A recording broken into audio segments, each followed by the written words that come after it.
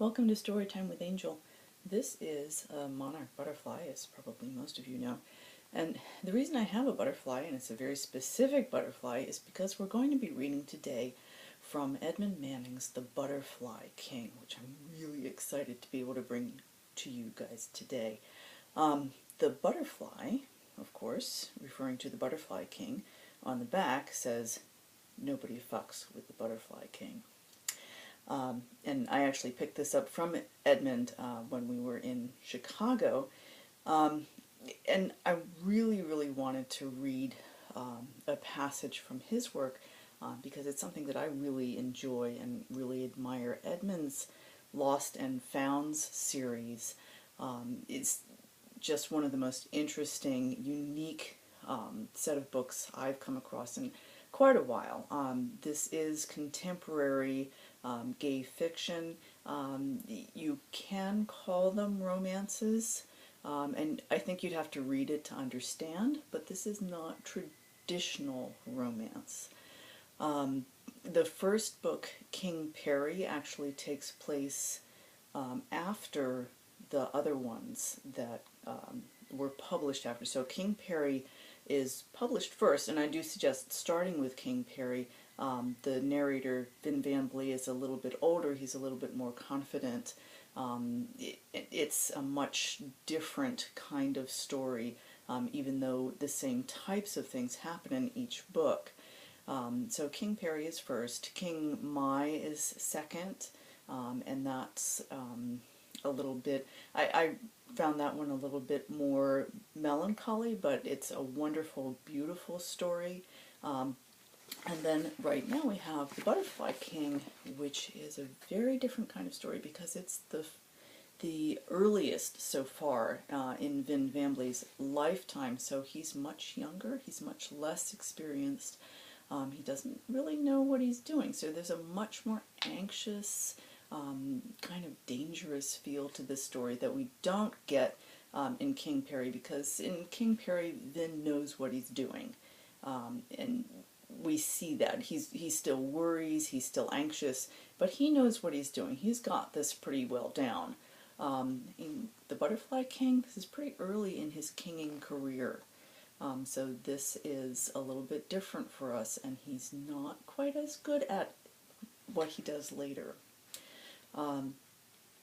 The blurb here for The Butterfly King is Terence Altham doesn't know why he's been arrested.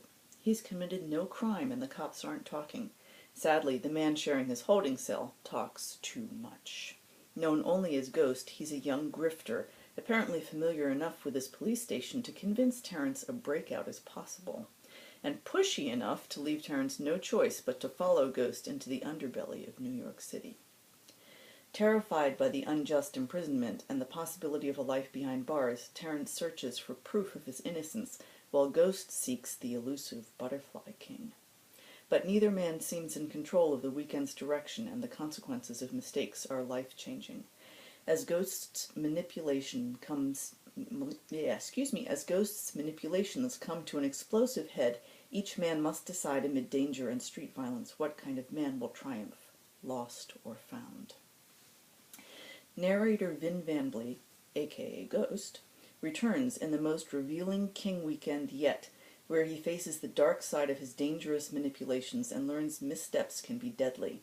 Vin must confront sinister dealings from his past and a future promising disaster, as he waltzes Terence across Manhattan in spring, searching for the elusive and charismatic Butterfly King.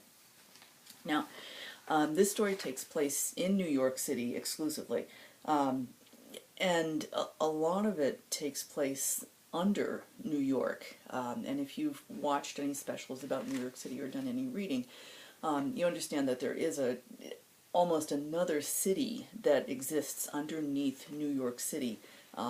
Edmund takes some liberties with this, but I think for the most part he's portrayed it very accurately, and he even uses the library storage, the public library storage underneath Bryant Park as part of the story, which I think is really cool. So in the excerpt that I'm going to read, Terence and Vin, Ghost, have broken into the New York Public Library via a fictional hideout underneath the city called Peter's Palace, which, you know, if you read the story, you'll find out more about that. But the storage under Bryant Park really is connected to the New York Public Library. So they've actually come into the library through those tunnels. Of course, it's nighttime and the library's closed. A sleek black staircase leads to the back room's second floor, a staff-only terrace consisting of panel closets and shelves with special books. From my previous examinations, I gather these are the expensive, harder-to-find books. I lead us to the closet where I store clothes. I don't know why nobody uses these closets, but I'm glad. He hums while trying on shirts and slacks, completely at ease. Terence ends up in khaki slacks and scuffed brown boots and a long-sleeved shirt, cornflower blue. If you slung a laptop bag over his shoulder, he'd fit in with the thousands of office workers roaming Midtown, Monday through Friday. I slip into comfortable jeans and a faded green John Deere t-shirt. He questions nothing about his perfectly fitting outfit. I prepared explanations for why I happened to have clothes that fit him, but he never expresses interest. He didn't even seem surprised by the wide range of clothes available. While I rehang rejected shirts, he wanders the floor below, examining books by pointing the glow stick at them. Loudly he says, "Every week we came to the library. My brother and I would argue with my parents to let us get more than 3 books, but they said taking more was selfish. My parents, worried the children of New York would lack books." He chuckles. Maybe I can turn his openness to my advantage. Oh, I probably should explain here that he doesn't know Terence's real name yet. Terence hasn't told him, so he just calls him Carl. "Carl, I got you a shower and clothes. You could at least tell me your real name." He chuckles. "Nope, no names, Brandon. We don't trade names in the afterlife, but I must admit I'm no longer concerned you will share details about me the next time you're arrested." I lean over the terrace railing. "Oh yeah?"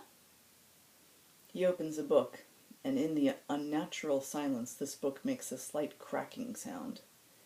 "Yes," he says without looking up, "because I will tell the police about your secret apartment, your rich racist's marble palace. I'm betting you value your secret enough to leave me out of your next plea bargaining." He looks up and grins. I don't know why this surprises me, his informing me now he possesses blackmail leverage, but it does. "Look," he holds up a thick book, but I can't read the title.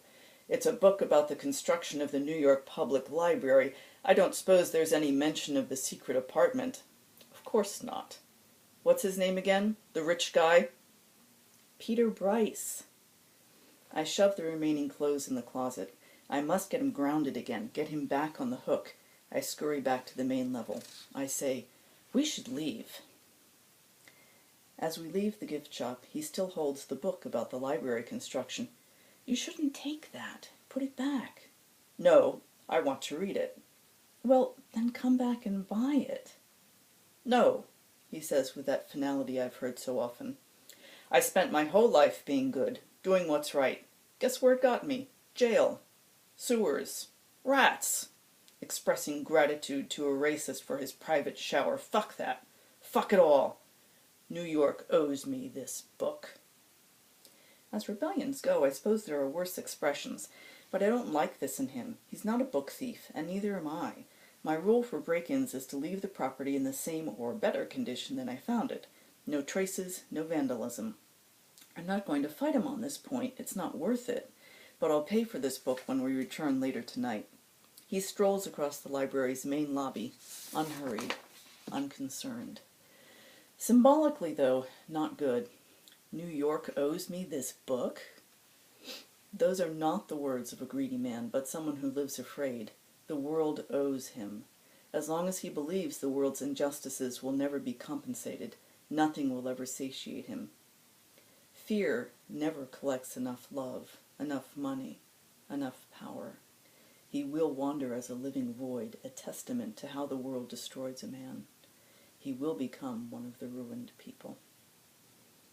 I lead us toward a side exit that will deposit on us on 42nd Street. We have a date with an electronics shop 2 blocks away. I must also be alert for a red cap man stationed nearby. As we approach the 42nd Street exit, I notice 4 flyers posted to the door's glass panels, eye level. Beyond the glass doors, the street doors, 17-foot metal doors which open to the city. They're thick, like a bank vault. I'm more concerned about the flyers on the inner glass doors. The library does not permit flyers, so they must have been posted after hours, which means someone helping me did this. The white flyer pictures a red baseball cap in the upper left corner, and immediately I panic. A communication this bold, demanding my attention, can't be good. Shit. I need a moment alone. I say, "Stay here. I'll go unlock the giant metal doors and peek out. We don't want anyone to see us leave the library. Maybe you could do your meditation thing again, like you did in the jail cell." Terrence scoffs. Fuck centering. I'm beyond the way of harmony. I'm dead. He opens his book, reading by a glow stick, humming softly. This is not good. I seriously broke him. As I approach the double glass doors, the flyer reads, "No electronics, only live music at Badger Lodge." The man wearing a red cap plays a guitar. My eyes skim the rest of the flyer, but I get it, the true message. Fuck. The electronics store isn't going to show the video after all. Why not? And now I've got to get Terrence to the Badger Lodge? What the fuck happened? I pass through the glass doors and jog the remaining 5 steps. These ornate bronze doors, gilded and opulent like something from the Italian Renaissance, protect the helpless, hapless books from any uncivilized persons out there. Picking this lock gives me an extra minute to consider. We have to go to the Badger Lodge bar. Fuck. What if my targets are there tonight? Who am I kidding? Of course they're at the Badger Lodge. It's their fucking hangout. Shit. The door lock surrenders to me as I knew it would. Through a crack, I glance up the street. No people. I open the door farther and stick my head out to peer the other direction. We've caught a break. No pedestrians. Cars on the street, yes, but they will zoom past, barely noticing. I motion to him to come to me. When he pushes open the glass doors, I say, "Let's go, Carl. Go quick." He doesn't seem particularly motivated by the promise of freedom. He saunters down the remaining steps and strolls out the door. I scurry behind him, shutting the door and ensuring nobody saw us. My God, we made it. Hello, New York! My brief elation at having successfully made it this far sinks as I worry about our next destination. The Badger Lodge could go badly. I need some help to influence the outcome. Butterflies, butterflies, come out tonight. So that's our excerpt from The Butterfly King. As I said, I highly recommend this series. It gives you a really different way of kind of looking at how we view ourselves and how we view our lives and our choices. Definitely start with King Perry if you're going to start the series. So it's King Perry first, King Maya second, which I absolutely adore.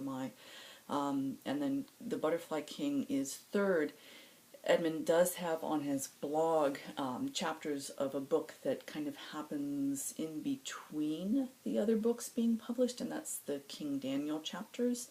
That gives us kind of hints of what's coming next and what we're going to see going forward.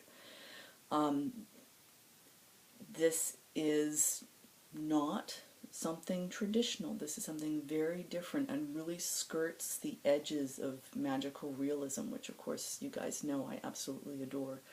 Do visit Edmund's blog, do visit and read some of the extra chapters if you've read the other books. But I would suggest starting with King Perry because you gotta start somewhere, and that's really the actual beginning point for our acquaintance with Vin. I'm wearing my Huxtables button as well today, my Huxtables fan club button. And if you take a look at, you know, anything that Edmund is doing, Huxtables is very often there as well. But that's what we have for today, the Lost and Founds, Butterfly King, and I do hope you do take a look at these. I'm going to leave links at the bottom of the blog We will not have an episode on Thursday because it's